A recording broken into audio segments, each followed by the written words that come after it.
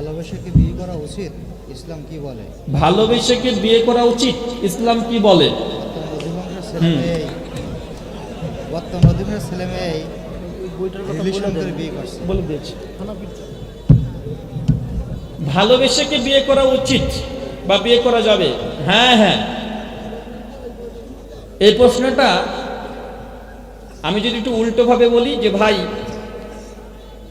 যদি তোমার বোন পাড়ার হ্যাবার সঙ্গে পালিয়ে গিয়ে বিয়ে করে, তুমি কি হালাল মনে করবে না হারাম?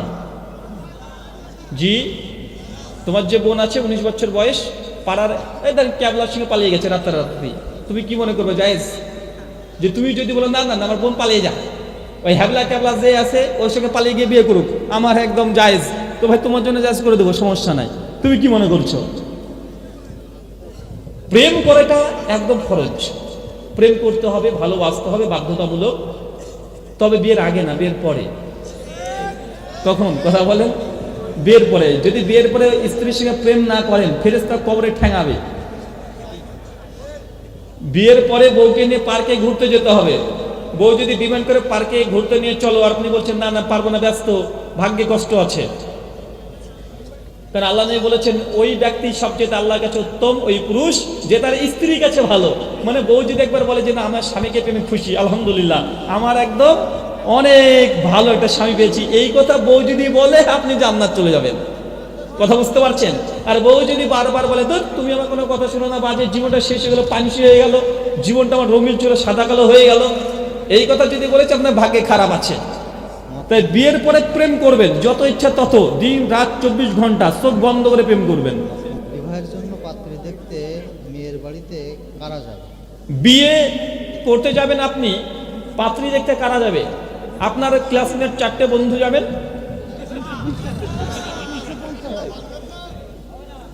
আর আপনার মামা চাচা খালু যা আছে সবগুলোকে নিয়ে চলে যাবেন। বউ দেখতে যাবেন, কাকে নিয়ে যাবেন? আপনার এক্স গার্লফ্রেন্ডকে নিয়ে চলে যাবেন, তখন বুঝবেন খেলা।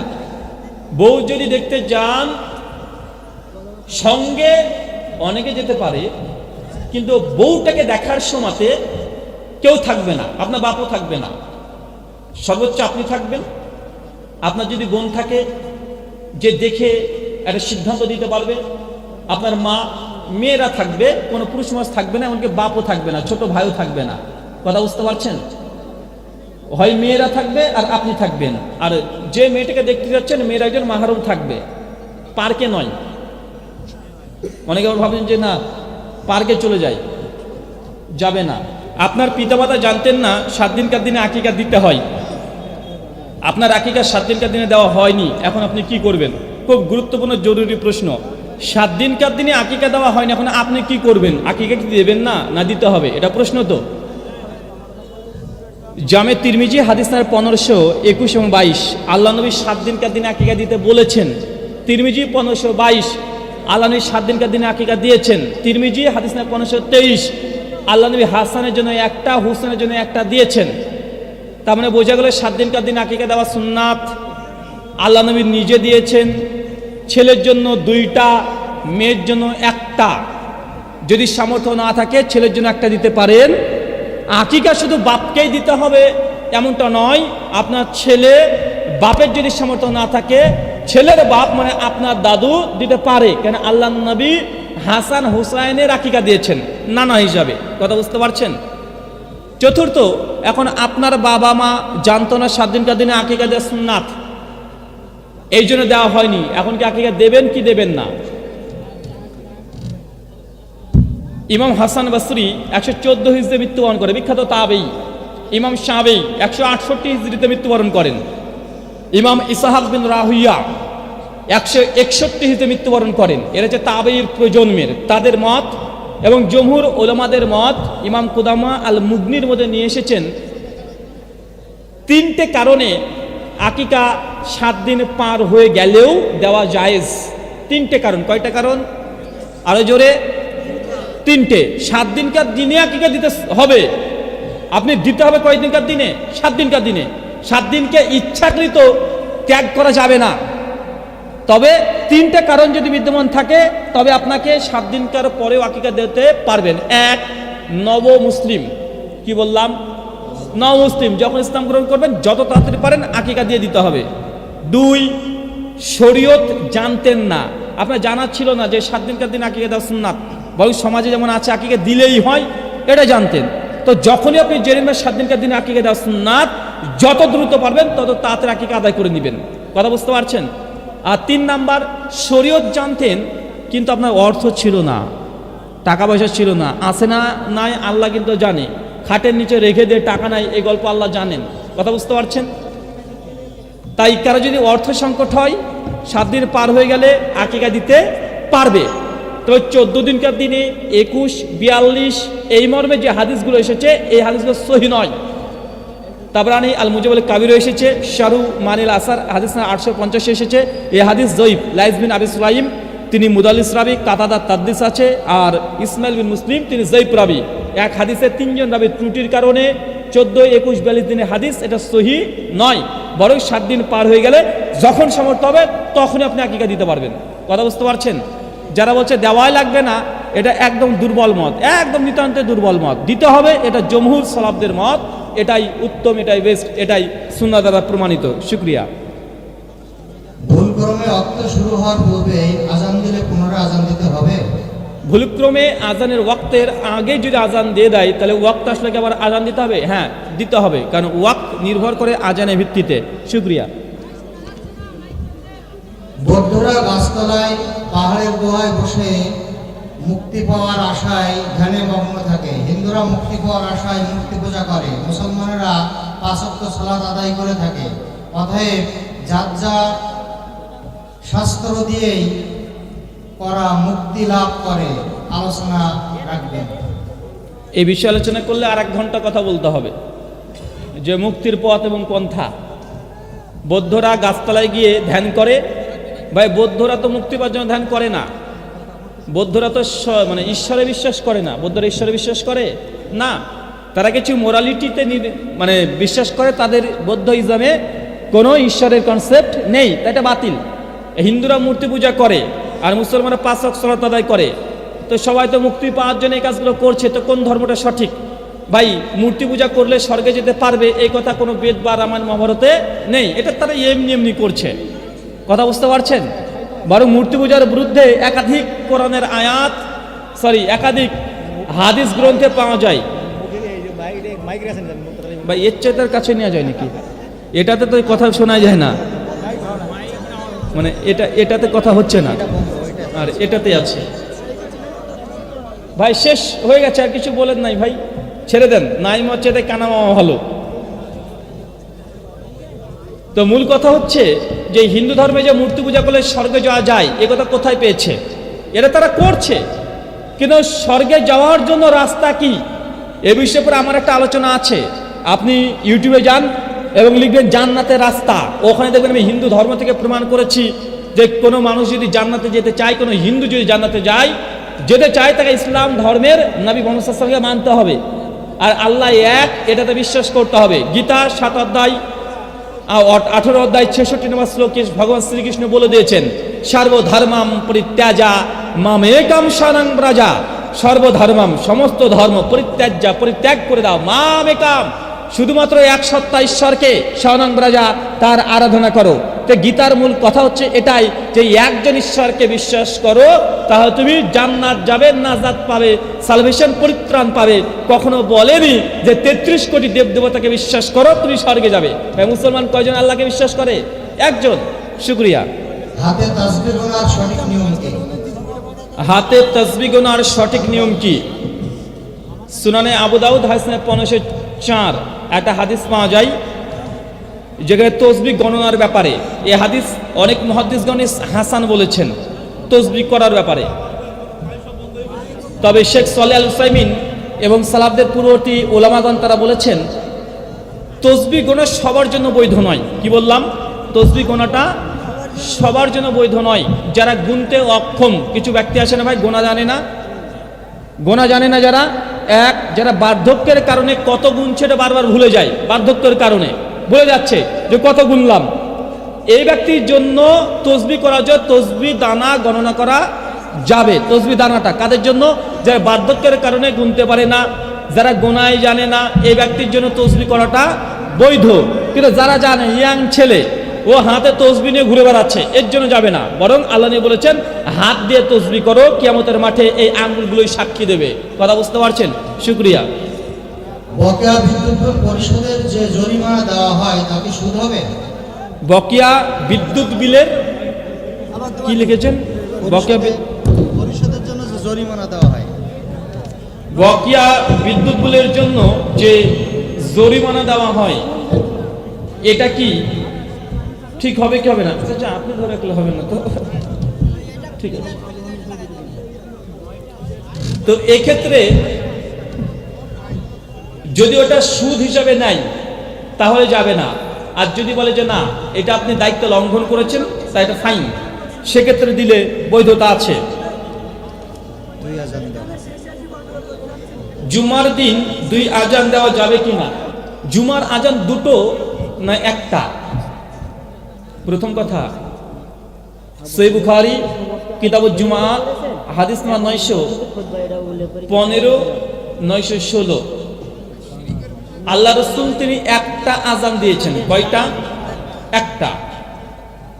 খলিফায়ে আউয়াল আবু বকর সিদ্দিক রাদিয়াল্লাহু আনহু তিনিও একটাই আজান দিয়েছেন। কয়টা? একটা।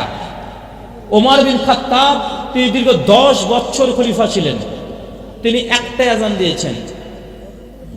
ওসমান বিন আফফান রাদিয়াল্লাহু আনহু 12 বছর খলিফা ছিলেন, প্রথম 6 বছর তিনি একটাই আজান দিয়েছেন, আর শেষ 6 বছর গিয়ে তিনি আরেকটা আজান তথা 2 আজান চালু করেছিলেন। আলী বিন আবি তালেব তিনি একটা আজান দিয়েছেন। এখন কি বুঝতে পারলেন বিষয়টা? 4 খলিফার মধ্যে 3.5 খলিফা একটা আজান দিয়েছে। 3.5 খলিফা মানে কেন বলেন তো ভাই? ওসমান বিন আফফান অর্ধেক খিলাফত একটাই দিয়েছেন, আর শেষ অর্ধেকে গিয়ে আরেকটা চালু করেছেন। তো এখানে বোঝা যাচ্ছে 4 খলিফার মধ্যে 3.5 খলিফা একটা আজান দিয়েছে। যে খলিফার মধ্যে যদি সিদ্ধান্ত নিতে চান তারপরে কোন খলিফা একটার পক্ষে না দুটোর পক্ষে? একটার পক্ষে। আচ্ছা, আল্লাহ নবী কয়টা দিয়েছেন? একটা। আর আমি যেই কথাটা বললাম যারা দুটো আজান দাও তারাও স্বীকার করে এইগুলো, এবং বুখারী 915 916 নম্বর হাদিসে স্পষ্ট প্রমাণ আছে। দ্বিতীয়, ওসমান বিন আফফান তিনি শেষ খিলাফতে এসে দুটো আজান চালু করলেন। কোথায় চালু করলেন? জাওরা নামক একটা মসজিদ থেকে কিছুটা দূরে জাওরা নামক জায়গাতে। কেন চালু করলেন? সহিহ বুখারী 915 16 নম্বর হাদিস। কারণ হচ্ছে এইটা, সেই সময় মাইকের এত ব্যবস্থা কিছু ছিল না, আর মসজিদে যখন আজান হতো সাহাবীরা জাওরা নামক একটা বাজার, ওই বাজারে কেনা বেচা করতো, দোকান দিয়েছিল, দোকান দিত, বেচা কেনা করতো, হাট বাজার করতো। তো মসজিদের আজান হাট বাজার পর্যন্ত পৌঁছাচ্ছিল না। কথা বুঝতে পারছেন? এই এক আজান, ওই আজানটা মসজিদে সীমাবদ্ধ ছিল, মুখে আর কত দূর যাবে। কিন্তু বাজারে যেসব সাহাবীরা কেনা বেচা করছিল তারা এই মসজিদের আজান শুনতে পাচ্ছিল না, এই জন্যই সাহাবীরা মসজিদে আসতে লেট করে ফেলছিল, খুতবা মিস হয়ে যাচ্ছে, নামাজ মিস হয়ে যাচ্ছে। ওসমান বিন আফফান তখন করলেন কি, ওই জাওরা নামক জায়গা থেকে আরেকটা আজান চালু করে দিলেন, যেন বুঝতে পারে এই আজানের মাধ্যমে দ্রুত তাদেরকে বেচা কেনা বন্ধ করে দিয়ে মসজিদে চলে আসতে হবে। কথা কি বুঝতে পারছেন এবার? তার মানে ওসমান বিন আফফানের দ্বিতীয় আজান দেওয়ার কারণ কি? প্রথম আজান সাহাবীরা বাজারে শুনতে পাচ্ছিলেন না, এই জন্য দ্বিতীয় আজান চালু করেছেন। আমার প্রশ্ন ভালো করে বুঝবেন, এখন বর্তমান প্রেক্ষাপটে মাইকে আমরা যে প্রথম আজানটা দিই, এটা কি মসজিদের বাইরে যায়? যায় কি যায় না? কথা বলেন। ওসমানের দ্বিতীয় আজান দেওয়ার কারণ কি ছিল? মসজিদের প্রথম আজান বাজার মধ্যে পৌঁছাচ্ছিল না, এই জন্য দ্বিতীয় আজান চালু করেছিলেন। তো এখন আল্লাহ নবী যে প্রথম একটা সুন্নাতি আজান, এই সুন্নাতি আজানটাই কি বাজার মধ্যে পৌঁছে কি পৌঁছায় না? পৌঁছায়। তাহলে আল্লাহ নবীর সুন্নাতি আজানের মধ্যেই ওসমান বিন আফফানের দ্বিতীয় আজান দেওয়ার যে কারণ, উদ্দেশ্য, সেটা হাসিল হয়ে যাচ্ছে। মানে এক ঢিলে 2 পাখি। কথা বুঝতে পারছেন? এক ঢিলে 2 পাখি। তার মানে বোঝা গেল এখানে যে ওসমান বিন আফফানের আল্লাহ নবী প্রথম সুন্নাতি আজান দিলেই ওসমানের আজানের ফায়দাও হাসিল হয়ে যাচ্ছে। তো দ্বিতীয় আজানের আর প্রয়োজন থাকছে না। কিন্তু দ্বিতীয় আজান দেওয়া কি বিদাত? আমরা বিদাত বলি না, কিন্তু ওসমান বিন আফফান তিনি চালু করেছিলেন মসজিদের বাইরে। আপনি কোথায় দেন? জি, ওসমান বিন আফফান কি মসজিদের ভেতরে দিয়েছিলেন? না, তিনি তো বাজারে দিয়েছেন। আপনি ভেতরে নিয়ে আসলেন কেন? স্থান পরিবর্তন করেছেন কি করেন নাই? করেছেন। 2 নম্বর, এখনো বর্তমানে প্রেক্ষাপটে দেখা যায় 3-4 দিন কোনো কারেন্ট ইলেকট্রিক নেই, মসজিদের আজান যাচ্ছে বাইরে পর্যন্ত পৌঁছাচ্ছে না। সেই সময়তে আপনি দ্বিতীয় আজান চালু করতে পারেন জুমার দিন। একটা একদম গ্রামের মিডিলে চলে আসবেন, চিল্লে আজান দিবেন, সুন্নাত, সমস্যা নেই। কিন্তু এখন আপনি মাইকে 2টো আজান পরপর দিচ্ছেন, 2টো আজানের সাউন্ড ভলিউম সেম একই। প্রথম আজানও যতজন মানুষ শুনেছে, দ্বিতীয় আজান ততজনই শুনছে। কিন্তু উসমানের উদ্দেশ্য কি ছিল? যে প্রথম আজান মসজিদের বাইরে যাচ্ছিল না, বাজারে পৌঁছাচ্ছিল না, এই জন্য দ্বিতীয় আজান চালু করেছিল। তো এখন প্রথম আজান দিয়ে যদি দ্বিতীয় আজানের উদ্দেশ্য হাসিল হয়ে যায়, দ্বিতীয় আজানে কোনো উদ্দেশ্য থাকতে পারে না। শুকরিয়া, জাযাকাল্লাহ খায়রান। মসজিদের ডানে বায়ে পেছনে যদি কোনো কবর থাকে তাহলে সালাত হবে না। আসলে এটা শাইখের ফতোয়া নয়, এটা সহিহ সুনান তিরমিজি, ইবনে মাজার স্পষ্ট হাদিস। আল্লাহ নবী বলেছেন, কবরস্থানে যেখানে কবর আছে তার উপরে সালাত বৈধ নয়, হারাম, নিষিদ্ধ। তবে মসজিদে নববী যে কবরস্থান আছে ওটা খোলা নেই, ওটা ঘেরা আছে। কথা বুঝতে পারছেন? ঘিরে দিয়েছে। আপনার এলাকাতে যদি কোনো কবর থাকে, এটা হচ্ছে মসজিদ, তারপরে যদি কবর থাকে, এই কবরটাকে পাঁচিল দিয়ে উঁচু করে একদম পুরো ঘিরে মসজিদের জমি থেকে পৃথক করে দিতে হবে। যদি করে দেন তাহলে আপনার ওই মসজিদের সালাত বৈধ। আবু হানিফা কি সমস্ত হাদিস সহিহ বলেছেন? ইমাম আবু হানিফা রাহিমাহুল্লাহ সমস্ত হাদিস কি সহিহ বলেছেন? আমার একটা বইও আছে, হ্যাঁ, এবারে 4 দিন আগে বের হয়েছে, আলহামদুলিল্লাহ। ইমাম আবু হানিফা ব্যক্তিত্ব এবং মাযহাব। তো ইমাম আবু হানিফা রাহিমাহুল্লাহ নামে যত মিথ্যা কথা আছে তার ডিটেল এই বিষয়ে তাহাকিকে আলোচনা করা হয়েছে। এবং আমার মনে হয় বাংলাতে এর পূর্বে এই ধরনের বই কেউ লিখেছেন বাংলা ভাষাতে নেই, এটা নিশ্চিত নেই। মানে এই বিষয়ের উপর আবু হানিফা রাহিমাহুল্লাহ পরে কমপ্লিটলি। তাই এই বইটা আমরা নিয়ে এসেছি, আপনারা নিতে পারেন। আর ইমাম আবু হানিফা রাহিমাহুল্লাহ সমস্ত হাদিসকে সহিহ বলেছেন এই কথা সঠিক নয়, কারণ ইমাম আবু হানিফা রাহিমাহুল্লাহ যুগে হাদিস গ্রন্থ আকারে লিপিবদ্ধ ছিল না। কারণ তিনি 80 হিজরিতে জন্মগ্রহণ করেছেন, 150 হিজরিতে মৃত্যুবরণ করেছেন। ইমাম মালিক 93 হিজরিতে জন্ম, 64তে মৃত্যু। তাই হাদিস এগুলো গ্রন্থ আকারে লিপিবদ্ধ করা হয়েছিল প্রায় 100 বছরের পরেই। আর ইমাম আবু হানিফা রাহিমাহুল্লাহ কোনো হাদিসের গ্রন্থ লিখে যাননি, বরং তিনি উসুল দিয়েছেন। তিনি কি বলেছিলেন? ইজা সাআল হাদিসু ফাহুয়া মাযহাবি। যখন তোমার সামনে কোনো হাদিস আসবে, হাদিসের সহিহ হয়ে যায়, এটা আমার মাযহাব। রদ্দুল মুখতার প্রথম খণ্ড 36 পৃষ্ঠা। শুকরিয়া। সংগঠন করা যাবে কি? সংগঠন করা যাবে কি যাবে না? যাবে। সংগঠন যদি ইসলামিক খিলাফত প্রতিষ্ঠিত না হয় কোনো রাষ্ট্রে, সেসব রাষ্ট্রে দিন ইসলাম প্রচার সুবিধার্থে, মুসলিমদের একজোট হওয়ার সুবিধার্থে সংগঠন করা এটা একদম উচিত কাজ। কিন্তু যে রাষ্ট্রে ইসলামিক খিলাফত আছে, যে সৌদি আরব, সংগঠনের দরকার নেই, কারণ রাষ্ট্র ইসলাম দিয়ে চলছে। কথা বুঝতে পারছেন? কিন্তু যেখানে ইসলাম নেই, ইসলাম নিয়ে অন্য সংবিধান দিয়ে পরিচালনা হয়, সেই সব জায়গাতে মুসলিমরা সংগঠন করতে পারবে। শুকরিয়া। 7 ভাগে কুরবানি করা যাবে কি যাবে না? বাংলাদেশি ওলামারা আগে থেকে নাজায়েজ বলতেন, ইদানিং অনেকে জায়েজ বলছেন। আমাদের মত আগে থেকে বলে এসেছি, 7 ভাগে কুরবানি করা ওই ব্যক্তির জন্য বৈধ যে ব্যক্তির একটা গোটা কুরবানি করার সামর্থ্য নাই। একদম ব্যাংকে টাকা রেখে আপনি বলছেন সামর্থ্য নাই, আল্লাহ জানে। কুরবানি করলে যে আল্লাহ কবুল করে নেবেন নিশ্চয়তা নাই। কেন হাবিল কাবিল 2 ভাই কুরবানি করেছিল, আল্লাহ কবুল করেনি। যে তাকওয়া না থাকে, ইখলাস না থাকে, কুরবানি গোটা দিয়ে দিলে কোনো আল্লাহ কবুল করবেন না। তাই 7 ভাগে কুরবানি তাদের জন্য বৈধ যাদের একটা গোটা দেওয়ার সামর্থ্য নেই, তাদের জন্য। শুকরিয়া। মক্কা মদিনায় 2 আজান দেয় কেন? মক্কা মদিনায় দিয়েছে বলে আপনার দলিল এটা নাকি? মক্কা মদিনায় 20 টাকা তারাবি হয়, যাবেন? জি, মক্কা মদিনায় 20 টাকা তারাবি হয়। এইভাবে মক্কা মদিনাকে দলিল বানানো এটা আহলুল হাদিসের সিফাত নয়। মক্কা মদিনায় 1825-এর আগে দীর্ঘ 400 বছর 4 মাযহাবের ইমামের নেতৃত্বে একই নামাজ 4 বার করে পড়া হতো। মানে মাগরিব প্রথমে শাফিরা পড়তো, শাফিদের শেষ, তারপরে হানাফিরা যেত, হানাফিদের শেষ মালিকরা যেত। কথা বুঝতে পারছেন? 4টে কিবলা, 4টে সাইড, মাযহাব 4টে ভাগ করে দিয়েছিল, 4 ভাগে ভাগ।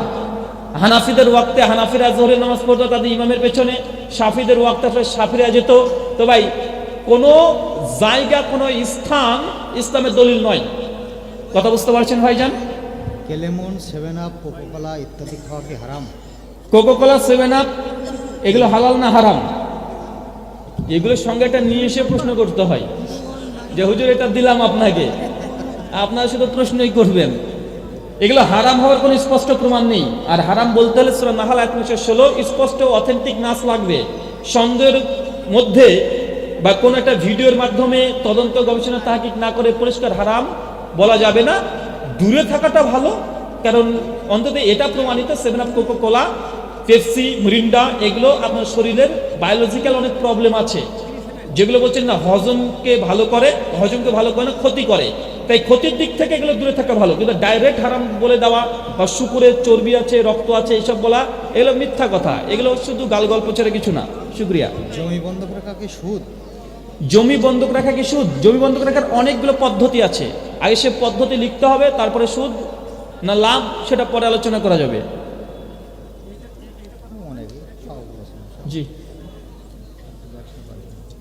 কোনো মানুষের প্রকাশ্যে সরাসরি প্রশংসা করা কি? কোনো মানুষের প্রশংসা সরাসরি করা যাবে কি যাবে না? আল্লাহ নবী বলেছেন কেউ যদি কারোর সামনে সরাসরি প্রশংসা করে তার মুখে ধুলিবালি নিক্ষেপ করে দিতে, ঠিক আছে। কিন্তু কোনো ব্যক্তির পেছনে সামনে প্রশংসা করা যায় তাকে উদ্বুদ্ধ করার জন্য।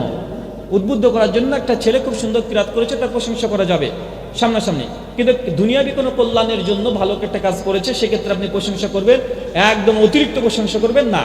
উদ্বুদ্ধ করার জন্য প্রশংসা করতে পারবেন। আল্লাহ নবী সাল্লাল্লাহু আলাইহি সাল্লাম অনেক সাহাবীর প্রশংসা করেছেন এবং বলেছেন, যেন আবু বকরের ব্যাপারে বলেছেন যে সিদ্দিক আকবর তোমার তো সত্যবাদী নাই, সরাসরি বলেছেন। এরকম অনেক ঘটনা পাওয়া যায়। শুকরিয়া। আহলে হাদিস আর হানাফির মধ্যে পার্থক্য? আহলে হাদিস হানাফির মধ্যে পার্থক্য কি? আমার একটা বই আছে, আহলে হাদিস হানাফি মাযহাব দ্বন্দ্ব নিরসন। 35টা পার্থক্য আছে এবং কটা বলি কটা রাখি। তাই বইটা নিয়ে চলে যাবেন, বাড়িতে বসে বসে শুয়ে শুয়ে চাদরের নিচে আরামসে পড়বেন আর বুঝে নেবেন। শুকরিয়া। বায়াত শরিয়াত ডক্টর গালিব এটাকে ব্যবহার করে। সংগঠন বায়াত করা এটাকে অনেকে অপছন্দ করেছেন। বায়াত সংগঠন, বায়াতের বিষয়টা ওলামাদের মধ্যে মতভেদ আছে। যদি বলেন কোরআন সুন্নাহর আলোকে আমি যেটা মনে করেছি সাংগঠনিক বায়াত আমার কাছে অনুচিত, এতটুকুই। সালাম ফেরানোর পর আল্লাহু আকবার বলা সহি কিনা? সহিহ বুখারী হাদিস 824 ইবনে আব্বাস বলেছেন সালাম ফেরানোর পরে তাকবীর দিতে, এবং আল্লাহর নবী তাকবীর দিতেন। তাকবীর কোনটা? আল্লাহু আকবার। আল্লাহ রাসূল বলেছেন নামাজ শুরু হবে তাকবীর দিয়ে, শেষ হবে তাকবীর দিয়ে। তাকবীর কোনটা? তাহলে এই আম হাদিস দিয়ে বোঝা যায় যে আল্লাহু আকবার এটা দিয়েই সালাম ফেরাবেন।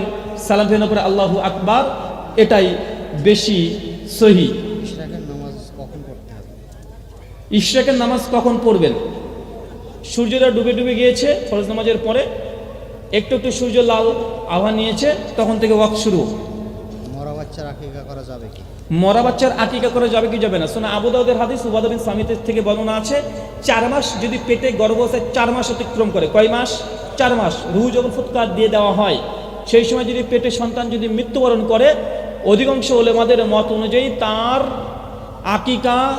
তার জানাজা করতে হবে। কথা বুঝতে পারছেন? ইমাম ইবনে কুদামা তিনি বলেছেন তার আকিকা ও যদি লিঙ্গ নির্ধারণ হয়ে যায় আর গর্ভপাতের পরে লিঙ্গ বোঝা যায় তাহলে তার আকিকা করাটাও যাবে। ইমাম আহমদ বিন হাম্বাল, ইবনু ওমর রাদিয়াল্লাহু তাআলা আনহু তারা এই মতের পক্ষে মত দিয়েছেন। আল্লামা নাসির আলবানী ইরওয়ালুল গালিলের মধ্যে আলোচনা করেছেন।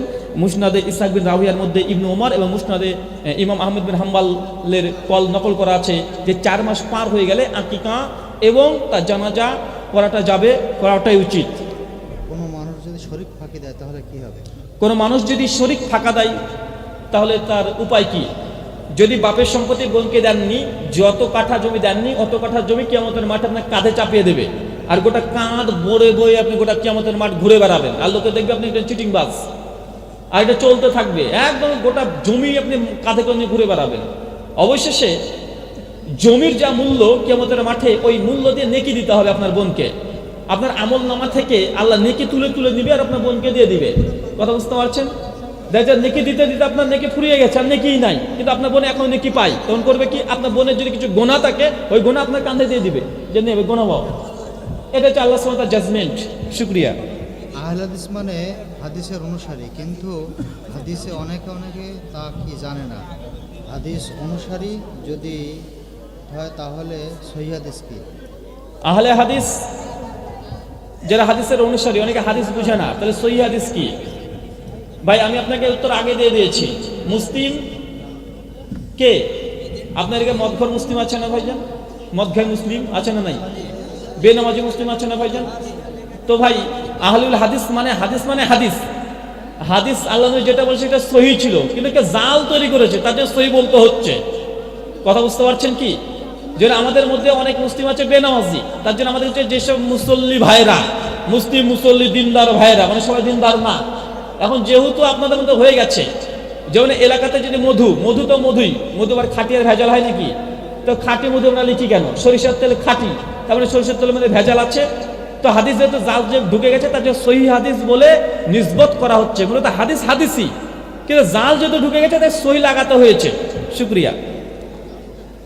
ওই ঈদের খুতবা কয়টা হবে? ঈদের খুতবা কয়টা হবে? একটা। বিনা ওযুতে আজান দেওয়া যাবে কি? বিনা উজুতে আজান দেওয়া যাবে কি?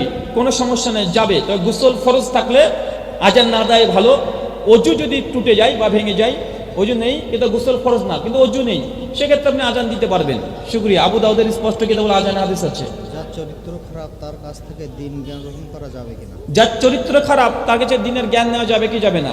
যদি উপায় না থাকে তবে নিতে পারবেন। এই যে চরিত্র ভালো একজন আলেম আছে, আর একজন চরিত্র খারাপ একজন আলেম আছে, তো ভালো আলেমের কাছে যাবে, কারণ তার তাকওয়া আছে, সে আপনাকে ভুলভাল ফতোয়া দেবে না। আর দেখা যাচ্ছে কেউ নেই, গ্রামে সবাই আছে, যতজন হুজুর আছে সব জর্দাখোর গাঁজাখোর। যদি দেখেন তো কি করবেন? নাই মারছে কানা মাওয়া ভালো। কথা বুঝতে পারছেন ভাইজান? সেই সময়তে নাই তো কি করবেন? নাই মানে তখন শুয়োরে গোস পাওয়া যায়। সূরা বাকারা 73 নম্বর আয়াত। কোনো কিছু নেই, কিছু নেই খাবার। ফিলিস্তিন মুসলিমরা এখন নির্যাতিত, কিচ্ছু খাওয়ার নেই, না খেতে পেয়ে যদি মারা যায়, এরকম পরিস্থিতি আসলে শুয়োরের মাংস থাকলে খেয়ে বেঁচে থাকতে পারবে কি পারবে না? পারবে। তাই ভাই এইসব ফাঁসে আলেমদের কাছে তখনই নিতে পারবেন যখন ভালো আলেম নাই, এলাকাতেই নাই, কোনোভাবে সোর্স পাচ্ছেন না, তখন কি করবেন? যে ফাঁসে তুই দে। শুকরিয়া। চুল কালি করা যাবে কিনা? চুল কালি করা যাবে কি যাবে না? নাসাই 5078 নম্বর হাদিস। আল্লাহ নবী বলেছেন যে ব্যক্তি চুলকে কালো করে সে জান্নাতে যাবে না, জান্নাতে গন্ধও পাবে না। কালো খিজাব লাগানো যাবে না, তবে মেহেন্দি কালার আল্লাহ নবী করতে বলেছেন, যে তোমরা করতে যদি চাও তাহলে মেহেন্দি কালার করো। আবু বকর রাদিয়াল্লাহু তাআলাকে আদেশ দিয়েছেন। তাই চুলকে সাদা রাখবেন না, চুলকে রাঙানো তথা লাল মেহেন্দি কালার করা এটা সুন্নাত, তবে কালো করা একটি স্পষ্ট হারাম। শুকরিয়া। দুই আজান যদি না দেওয়া যায় তাহলে নবীজি তো 3 দিনের বেশি জামাতে তারাবির সালাত আদায় করেনি, আমরা কেন 30 দিন আদায় করি? দুই আজান যদি দেওয়া না যায় তো নবী তো 3 দিনের বেশি জামাতে তারাবির সালাত আদায় করেনি, আমরা 30 দিন কেন করব? কে বলেছে করতে? আপনাকে 30 দিন করতে বলেছেন কি কেউ? সহিহ বুখারী 731 নম্বর হাদিস। নফল নামাজ মসজিদে পড়াটাই, এই মসজিদের চেয়ে বাড়িতে পড়তে আপনি পারবেন। এখন আমরা পড়ছি, কেন পড়ছি? এটা সুন্নাতে ওমর হিসাবে। ওমর বিন খাত্তাব 30 দিনে জামাত করে দিয়েছেন, আর আল্লাহ নবী বলেছেন ফালাইকুম বিসুন্নতি ওয়া সুন্নাতে খুলাফায়ে রাশিদিন ওয়া মাহদিন, যে আমার সুন্নাত খলিফায়ে রাশিদের সুন্নাতকে আঁকড়ে ধরো। ওমর বিন ফারুক তিনি খলিফা কি খলিফা নন? তার মানে আল্লাহ রাসূলের আদেশ খলিফাদেরকে মেনে চলো, খলিফাদের আমলকেও সুন্নাত। কিন্তু আমাদের প্রশ্ন ওটা নয়, আমাদের প্রশ্ন এটা যে ওমর বিন খাত্তাব জামাত চালু করেছেন, ওসমান সেই জামাতকে কায়েম রেখেছিলেন, আলী সেই জামাতকে কায়েম রেখেছিলেন তারাবি। তার মানে 4 খলিফা 3 খলিফা কয়টা জামাত করেছে কি করে নাই? 30 দিনের কথা বলেন, করেছে। কিন্তু 2 আজান, জি 2 আজান কয় খলিফা দিয়েছে? 1 খলিফা অর্ধেক সময়। কথা বুঝতে পারলেন না? ওই হাদিস বলছে ফালাইকুম বিসুন্নতি ওয়া সুন্নাতে খোলাফায়ে রাশিদিন, বহু বচন, খলিফাদের আনুগত্য অনুসরণ করো। খলিফাদের, তো খলিফাদের যদি ধরে নিই বহু বচন, মানে কমপক্ষে যে আমলটা 3 জন খলিফা করেছে। কয়জন? 3 খলিফা। তো 2 আজান কি 3 খলিফা দিয়েছে? বরং 3 খলিফাতে একটাই দিয়েছে, বরং 3.5 খলিফা একটা দিয়েছে। তারপরেও ওই হাদিসের আলোকেও, আপনার যুক্তির আলোকেও 2 আজানের চাইতে 1 আজান এটাই সুন্নাহ। আর জামাতে তারাবি 4 খলিফার মধ্যে 3 খলিফা জামাতে 30 দিন কায়েম ছিলেন। কথা বুঝতে পারছেন? তাই ওটার সঙ্গে এটাকে যদি মিলে কন্ট্রাডিক্ট করার চেষ্টা করেন পারবেন না, এটা অনর্থক বলা হবে। আর আমরা বলিনি 2 আজান দেওয়া যাবে না, আমরা বলেছি 1 আজান দেওয়া সুন্নাত, যদি তেমন পরিস্থিতি চলে আসবে, যখন পরিস্থিতি আসবে তখন 2 আযান সুন্নাত, কিন্তু যখন পরিস্থিতি নাই 2 আযান দিতে পারবেন? দাঁড়িয়ে হিসু করা যাবে কি যাবে না? হ্যাঁ, তখন গিয়ে করেন। সুনানে সহিহ বুখারী হাদিস নম্বর 224, আল্লাহ নবী গেলেন একটা নোংরা স্তূপের ধারে দাঁড়িয়ে দাঁড়িয়ে পেশাব করলেন। সুনান কুবরা লিল বাইহাকি এবং মুস্তাদরাক হাকিমে আছে আল্লাহ রাসূল তিনি দাঁড়িয়ে পেশাব ফিরলেন, কিন্তু তারপরে আছে যে নবী উটের পিঠ থেকে পড়ে গিয়েছিলেন, পায়ে চোট পড়েছিলেন, বসতে পারছিলেন না, কি করলেন? দাঁড়িয়ে পেশাব ফিরেছেন। বুখারী নোংরা স্তূপের কাছে গেলেন, বসলে নোংরা বেশি হয়ে যেত, এই জন্য দাঁড়িয়ে পেশাব ফিরলেন। তার মানে বোঝা গেল বিপদে পড়লে দাঁড়িয়ে পেশাব ফিরে যায়। মানে রাস্তাতে গাড়িতে অ্যাক্সিডেন্ট করেছেন, পা আপনার ব্যান্ডেজ করে দিয়েছে, পা নিয়ে আর বসতে পারছেন না, তখন কি করবেন? দাঁড়িয়ে হিসু করেন। কিন্তু আপনি এখন যদি বলেন না দাঁড়িয়ে হিসু সব সময় করবো, এটা সুন্নাত, তো সুন্নাত হবে না। মানে বিপদে আছে তখন দাঁড়িয়ে হিসু করা যায়। তো যখন পরিস্থিতি আসবে তখন 2 আযান দেওয়া যায়, কিন্তু যখন পরিস্থিতি নাই 2 আযান দিবেন, কারণ নেই, কিন্তু আপনি একটা আমল করছেন, এটা যাবে? কথা বলেন। কারণ হলে জায়েজ হবে ভাই, আমরা কখনো বলিনি বিদআত। শুকরিয়া। সারাদিন কাজকর্ম করে মসজিদে এসে চেয়ারে সালাত আদায় করে। সারাদিন কাজকর্ম করে মসজিদে এসে চেয়ারে সালাত আদায় হবে কি হবে না? আমাদের সমাজে দেখা যায় অনেক মানুষ আছে ভোরবেলাতে মর্নিং ওয়াক করে, বউকে নিয়ে বাজার করতে যায়, স্কুল করছে, কোনো সমস্যা নেই, কিন্তু মসজিদে বেচারে যখন ঢোকে তখনই ন্যাংরা হয়ে যায়। আছে না নাই? মসজিদের চেয়ারে সালাত আদায় করা ওই ব্যক্তির জন্য বৈধ যে ব্যক্তি দাঁড়িয়ে থাকতে পারে না। কথা বুঝতে পারছেন? মানে একদম শেষ পর্যায়ে। আর চেয়ারে নামাজ পড়া মাসালাও জানি না, এমনি মসজিদে এসে ঢুকে পড়ে আল্লাহু আকবার শুরু করে দিয়েছে। আরে ভাই এইভাবে না তো। মসজিদে চেয়ারে নামাজ পড়ার 3টে পদ্ধতি আছে। কয়টা? 3টে মাসালা আছে। একটা একটা করে বলি, বুঝতে পারি, সবার লাগবে। ধরেন এই চাচা আছে আমার, এই চাচা দাঁড়িয়ে থাকতে পারে, সমস্যা হয় না, দাঁড়িয়ে থাকতে পারে দিব্যি, রুকু করতে সমস্যা হয় না, কিন্তু সিজদায় গিয়ে সমস্যা হচ্ছে। কথা বুঝতে পারছেন? দাঁড়াতে সমস্যা নেই, রুকু করতে সমস্যা নেই, সমস্যা কোথায়? সিজদাতে। চাচার নামাজের পদ্ধতি হবে ইমামের সঙ্গে দাঁড়িয়েই নামাজ শুরু করবে, রুকু করবে ন্যাচারাল যেভাবে করতে হয়। সিজদাতে কষ্ট হয়, সিজদা করে না, চেয়ারটা পেছনে থাকবে, সিজদার সময় চেয়ারে বসে সিজদা করবে, যেভাবে সিজদা করে, মানে চেয়ারে বসে বসে। কথা বুঝতে পারছেন? কেন? কারণ দাঁড়াতে সমস্যা হয় না, রুকু করতে সমস্যা হয় না। 1 2 দেখা যাচ্ছে চাচা দাঁড়াতে পারে, তবে বেশিক্ষণ পারে না। আছে না নাই? আর রহমান দায়িত্ব শুরু করবে, চাচার বয়স অনেক হয়ে গেছে, সে 2-1 মিনিট পরে মাথাটা শূন্য হয়ে যায়, ভারী ভারী হয়ে যাচ্ছে, দাঁড়িয়ে থাকতে পারছে না, ব্যথা হয়ে যায়, পায়ে গোড়ালি খুলে যায় 2-1 মিনিট পরেই, বার্ধক্যের কারণে। তো এই চাচা নামাজ শুরু করবে কি? দাঁড়িয়েই নামাজ শুরু করবে, যতক্ষণ সম্ভব দাঁড়িয়ে থাকবে, যখন আর পাচ্ছে না তখন বসে পড়বে। কথা বুঝতে পারলেন?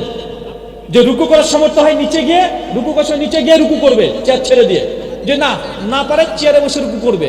মানে যতটুক সম্ভব ততটুক দাঁড়িয়ে আদায় করে নিতে হবে, ন্যাচারাল। যেটুক পারবেন না অতটুকুই চেয়ারে বসে আদায় করতে হবে। কথা বুঝতে পারছেন ভাইজান?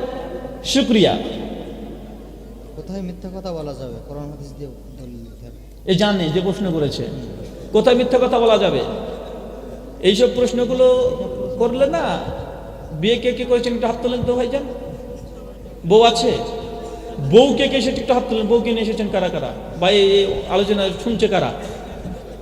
অনেক মেয়েরা আছে, উত্তর দিলে বিপদ, আমারই বা বিপদ হয় কিনা। কারণ কয়েকটা জায়গাতে মিথ্যা কথা বলা যায়, তার মধ্যে সবচেয়ে আপনার যেটা প্রয়োজন স্ত্রীর কাছে। কি মিথ্যা? মানে আপনি তাদের বিয়ে করেছেন, আর একটা গার্লফ্রেন্ড আছে, স্ত্রী রেগে গেছে, এই তুমি আর একটা গার্লফ্রেন্ড আছে, তখন আপনি মিথ্যা কথা বলবেন, না না না না নেই, এরকম মিথ্যা না। এরকম মিথ্যা বলে ঠেঙানো হবে। মিথ্যা ওটা যার দ্বারা আপনার স্ত্রী সন্তুষ্ট হবেন। ধরেন আপনার স্ত্রী আছে, এখন আপনার মাকে 2000 টাকা দিয়েছেন, আপনি জানছেন যে এটা যদি শোনে তাহলে আপনার স্ত্রী একটু রেগে যেতে পারে, সংসার অশান্তি করতে পারে। তবে না না, কই, মাকে টাকা দিইনি তো। কথা বুঝলেন না? মানে সংসার ঠিক রাখার জন্য, শান্ত রাখার জন্য, স্ত্রীকে খুশি রাখার জন্য, সেই সময় সংসারকে মেনটেন করার জন্য 19-20 যদি মিথ্যা কথা বলেন তো যাবে, কিন্তু আপনি পাকা টাটকা সিটারি করবেন স্ত্রীর সঙ্গে, ওটা যাবে না। একটা মিথ্যা বলে, একটা সিটারি করে, সিটিংবাজি করে, পার্থক্য আছে না নাই? কথা বুঝতে পারছেন? তো স্ত্রীকে খুশি করার জন্য 2-4টে পর্যন্ত মিথ্যা কথা বললে ওটাতে গোনা হবে না, যদিটা হালাল কাজে হয়। কি কাজে? হালাল কাজ। আর হারাম কাজে স্ত্রীকে যাকে মিথ্যা কথা বলবেন তারই খবর আছে। শুকরিয়া। আবু তাহা আদনানের কথাগুলো কতটা আকীদা সম্পন্ন? এই বিষয়ে পুরো আমার একটা আলোচনা আছে, তার নামটা লিখে দিবেন আর আমার নাম লিখে দিবেন। তার নাম লিখে দিবেন যে বক্তার নাম করেছেন, আর আমার নামটা লিখে দিবেন। 13 মিনিটের আলোচনা আছে তার সম্পর্কে, তার আকীদা মানহাজ এবং তার আলোচনা শোনা যাবে কি যাবে না, এবং না গেলে কিসের ভিত্তিতে যাবে না, ডিটেল আলোচনা করা আছে। উম্মতে মুহাম্মদী 73 দল, একটা দল জান্নাতে যাবে, আহলে হাদিসের ভিতরে এত দল কেন? আপনি কোনটা দল বলে আপনি বোঝেনই না। 73টা দল হবে, 72 দল যাবে জান্নাতে, একটা দল জান্নাতে। তো আহলসের মধ্যে একটা দল কেন? আহলসের মধ্যে দল নেই, আহলসের মধ্যে সংগঠন আছে। কি আছে? সংগঠন 1 কোটি হয়ে যাক। দল ওটাকে বলে যেটার আকীদা মানহাজ কন্ট্রাডিক্ট করে। কথা বুঝতে পারছেন? যদি এক আহলে হাদিস বলতো আল্লাহ নূরের তৈরি, আর এক হাদিস বলতো আল্লাহ মাটির তৈরি নবী, তাহলে এটা আকীদাগত মতপার্থক্য হতো, দল তৈরি হয়ে যেত। যেমন হানাফিদের মধ্যে হয়েছে দেওবন্দি, বেরলভী, জামাত ইসলামী, চরমনাই, আছে না নাই? কথা বলেন। এগুলো কি আকীদাগত মতভেদ আর আকীদাগত দল তৈরি হয়ে গেছে। আর এক হানাফি আর এক হানাফিকে কাফের পর্যন্ত বলে কি বলে না? বেরলভীরা দেওবন্দিকে পরিষ্কার কাফের বলে, মুরতাদ বলে। আহকামের শরীয়ত 219 পৃষ্ঠা আহমেদ রেজা খান বেরলভী তিনি বলেছেন উলামাই দেওয়ান কাফের। আর এর পক্ষে একটা বই লিখেছে, বইয়ের নাম হচ্ছে হোসাইমুল হারমাইন। হোসাইমুল হারমাইনের 4 জন দেওবন্দি আলেমকে কাফের বলা হয়েছে। পরবর্তী সময় 64 জন মুফতি সহ এই বইটা জবাব লিখেছে উলামাই দেওবন্দরা। তো বেরলভীরা পরিষ্কার ভাবে দেওবন্দীদের, মানে দুজনেই কিন্তু হানাফি, একই মায়ের পেটে যমজ ভাই, কিন্তু আকীদার মতপার্থক্যের কারণে কি হয়েছে? ভাগ হয়ে গেছে। আহলের মধ্যে আকীদাগত কোনো মতপার্থক্য আছে? নাই। আমাদের আকীদা মানহাজ আমল সব এক, সেম। তাই এটা কোনো দল নয়, আহলে হাদিস এটা একটা মানহাজ, একটা বৈশিষ্ট্য। তাই এটাকে আপনি বাংলাদেশের 4-5টা সংগঠন দেখে ভাবছেন যে আছে অনেক দল, আর আমরা পশ্চিমবাংলার মাঝে এই দলকে কেউ চিনেই না। চেনে? এগুলো আমল আর আকীদা মানহাজের উপরে নির্ভর করে। শুকরিয়া, জাযাকাল্লাহ খায়রান, বারাকাল্লাহ ফিকুম। মহান সাহেব তাআলার কাছে এই দোয়া, এই প্রার্থনা আল্লাহ সুবহানাহু ওয়া তাআলা। আশারি মাতুরিদি বলে আর 2 ঘন্টা লাগবে। শুকরিয়া। আমার এই বইটা আছে ইমাম আবু হানিফার ব্যক্তিত্ব এবং মাযহাব। এই বইটা নিলে মানহাজ প্রসঙ্গে ক্লিয়ার হয়ে যাবে, ইমাম আবু হানিফা রাহমাতুল্লাহ প্রসঙ্গে ক্লিয়ার হয়ে যাবে এবং মাযহাব প্রসঙ্গে ক্লিয়ার হয়ে যাবে। বইটা নিয়ে যাবেন, এখানে অধিকাংশ উত্তরগুলো পেয়ে যাবেন।